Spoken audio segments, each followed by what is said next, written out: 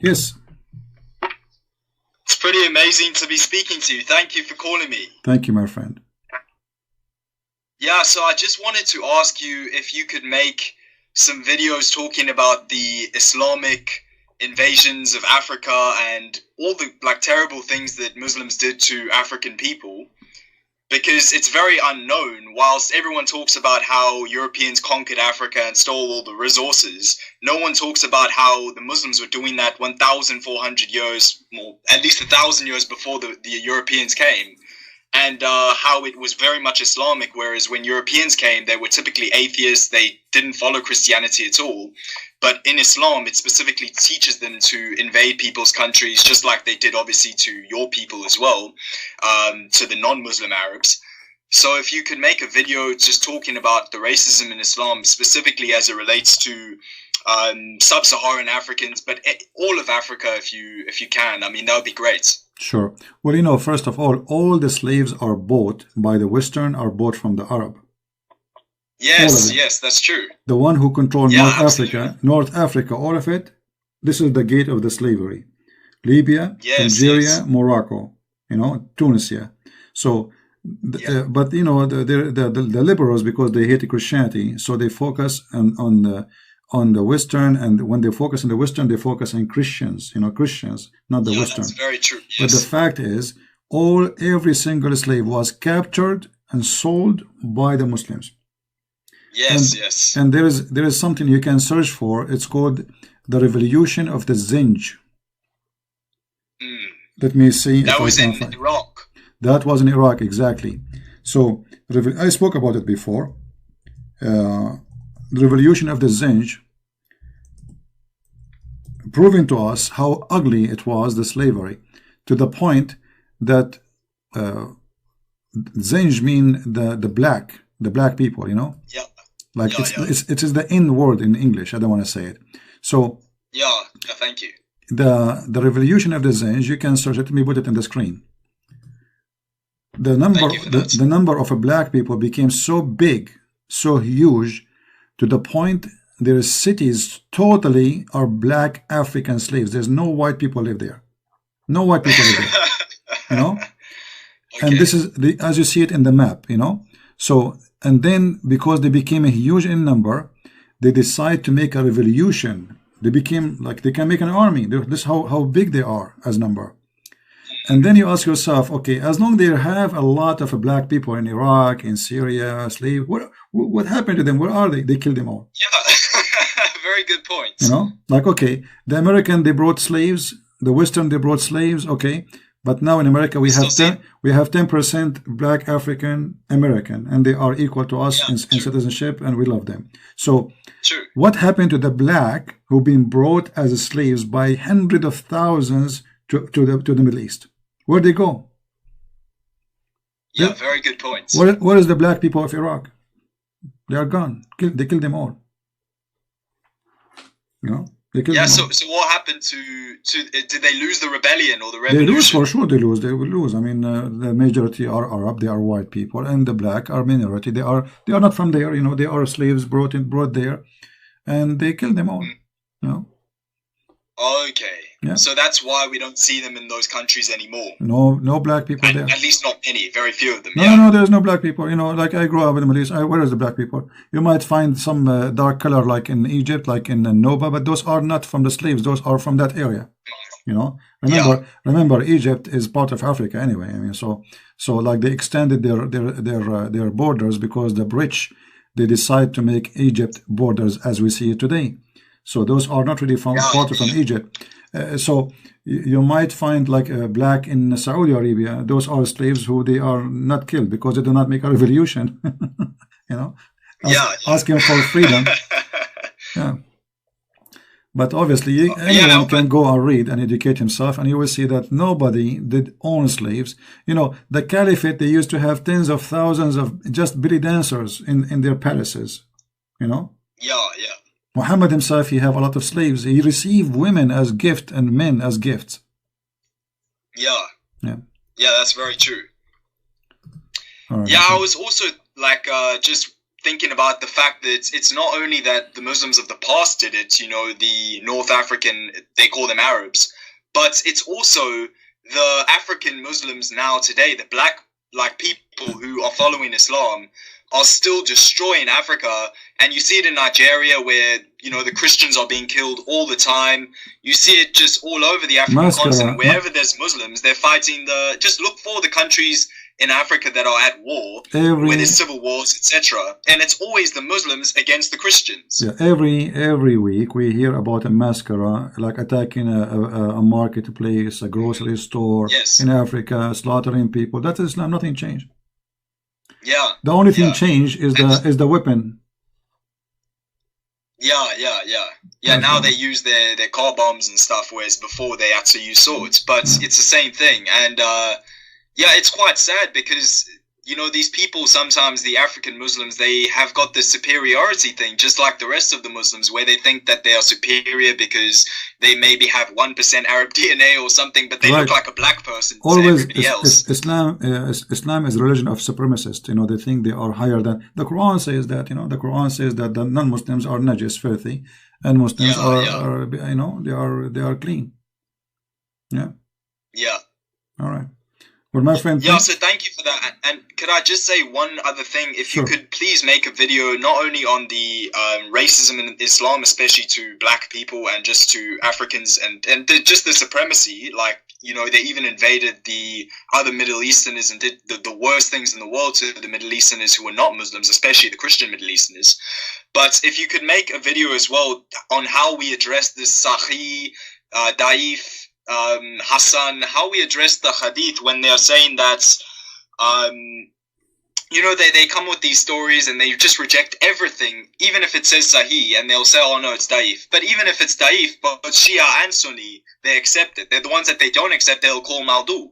So how do we address this nonsense when they hit us back with saying, oh, well, I don't accept that one because maybe there was this other guy and I don't like him because they'll say so and so and so and so, you know, in the narration, they dislike that guy because he spat at someone sometime or something. They'll come up with a funny story to justify the reason why they don't want to accept that hadith. So how do we address them when they're like coming with that nonsense to us? That's very easy. First of all, there's somebody correcting me, says it is a massacre, not a massacre. Anyway, yeah. You see, the issue of Sahih and Da'if, actually, this is good, because the Muslim, they are saying to us that Islamic reference are not trustworthy. Because what is Sahih is Da'if for somebody, and what is Da'if is Sahih for somebody else. Which means Islam is a muy religion. So why you say to us that Islam is protected if the Hadith, which is the half of the religion or even more, is not protected? And now if we show you Sahih Hadith, do you accept it? If it's embarrassing, they will say no. So this is very easy to answer. Simply, it's for our benefit, because that's mean that Islam is not trustworthy as reference, and they have no base. Okay, so meaning that they have no justification for believing in any of their hadith if they're going to say that one is if you say in this book, that it's Sahih. If you say in Sahih al-Bukhari there's one hadith is not trustworthy, it means the whole Bukhari is not trustworthy. Because it means that Bukhari can't be trusted. Because that's it. It's called correct hadith. So if there's one thing is not correct, the name is gone. And if Bukhari can't be trusted, then the rest of the narration collectors, they can't be trusted either. Yeah, I mean, if they want to say we are elective and selective in what we accept, well, that can goes for anything. That can goes for the Quran too. Yeah. You know, and that can goes to like why it's accepted by you, rejected by him. Isn't it? This is Islamic book. Yeah. So anything is embarrassing. Right. Anything is embarrassing. They say it is da'if. And there is a video by Sheikh Yusuf. I think Sheikh what? I forgot his name. He said that da'if hadith is a da'if argument. You know? Yeah, I think you posted that video once. It was Hamza Yusuf. Hamza Yusuf. Yeah. So da'if argument, because simply it's stupid, because the second you say da'if, it means accepted. It's not rejected. That's why it's called da'if. There's da'if. And is there? There's da'if and there is rejected, which means is not listed in the book anymore. That's it. The second you say is da'if, it have a rank. Yeah, you're right. And so is there any way we can come back at the Shia with that when they begin claiming that it's da'if, no, it's the not Shia, accepted? The Shia, they have the same as Sunni. They have Sahih Hadith books, like Al-Kafi and etc. You know, they have the same as Al-Bukhari, but different names.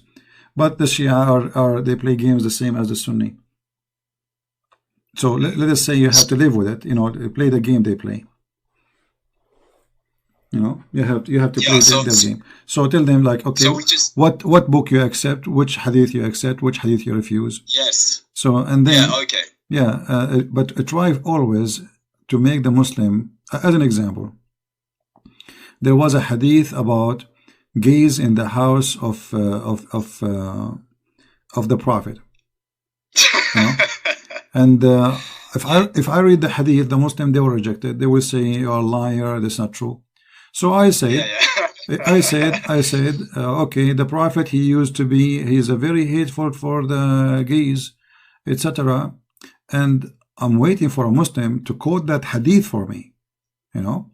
So a Muslim, he's very well known. His name is he's a stupid. His name is a Wadi. He write articles in answering Islam, answering Christianity.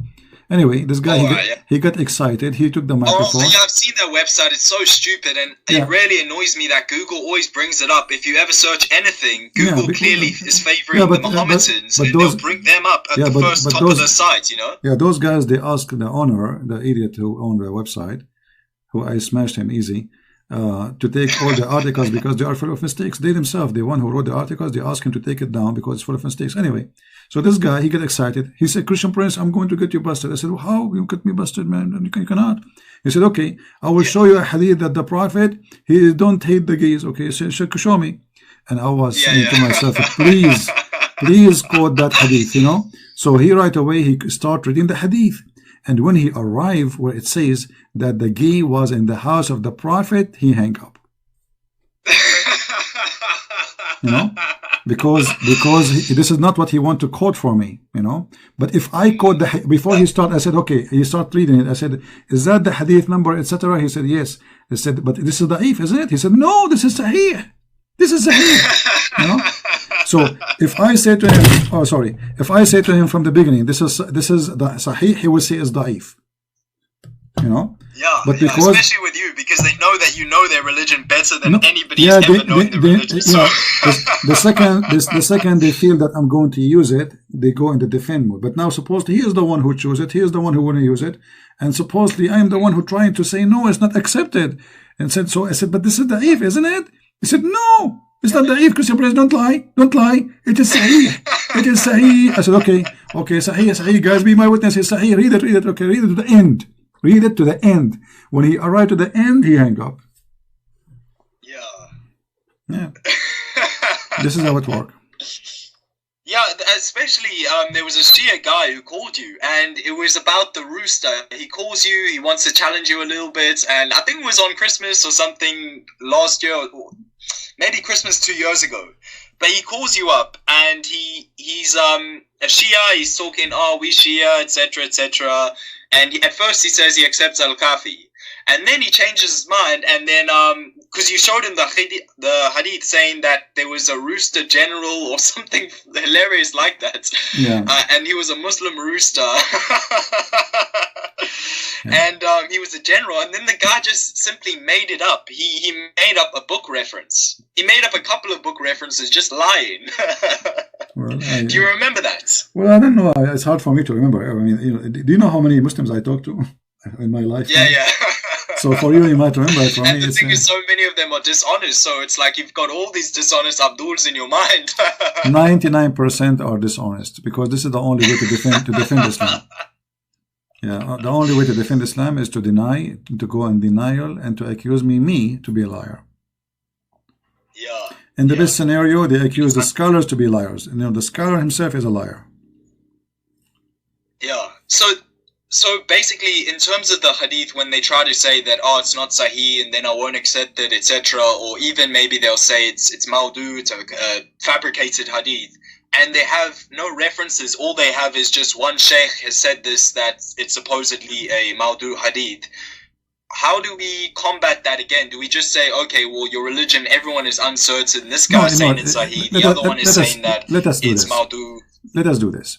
Why you want to focus in what they claim it is da'if? What about we focus in what they claim it is Sahih? And that's it. The story is solved. So, if I say right now, the Prophet, he said that shaitan, he run and he start farting when he hear the adhan. Can a Muslim say this is weak? No, he cannot. Okay.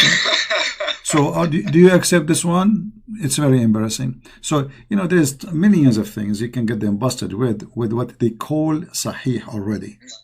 Yeah, so true. They think they can save themselves by denying some stories, but there's stories enough to make Muhammad be the joker of the whole world, not only in a conversation.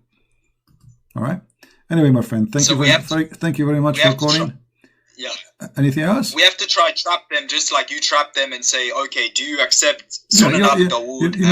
Do you accept it first? And then when they say yes, then we can show them the hadith. You don't debate a Muslim, you corner him. There's no debate. Yeah, okay. There is no debate. Because debate is between two people who they are honest. You say what you believe, I say what I believe. They don't do that. They practice taqiyya.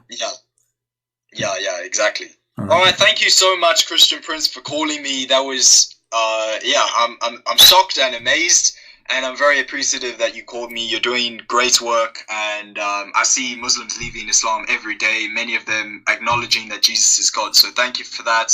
Thank you, and we all appreciate it. You're working so hard. God bless you. Take care.